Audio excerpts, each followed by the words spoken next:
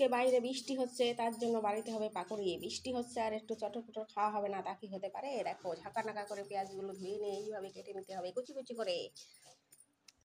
সমস্ত পেঁয়াজগুলো ঝাঁকা নাকা করে কেটে নিয়েছি। এবার ওর মধ্যে দিয়ে দেবো বেসন, চাট মশলা, অনেক কিছু আছে। এবার ভালো করে ছেনে পেস্ট বানিয়ে নিতে হবে। ধনে কুচি আর কিছু লঙ্কা কুচি। এবার ভালো করে ঝাঁকা নাকা করে মেখে নিতে হবে আরামসে আলতো হাতে। সামান্য সামান্য জল দিয়ে মাখতে হবে।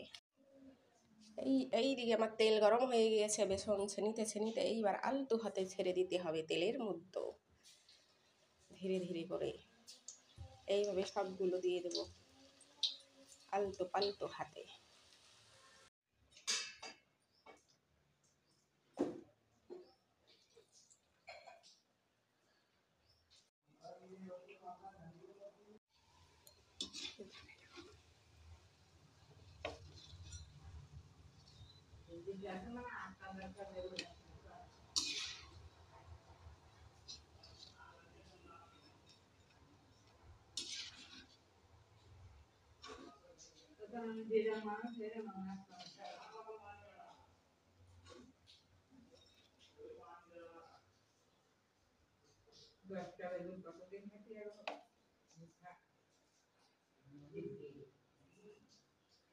বন্ধুগণ দেখো এইভাবে সব পাকোড়িগুলো ভেজে নিয়েছি।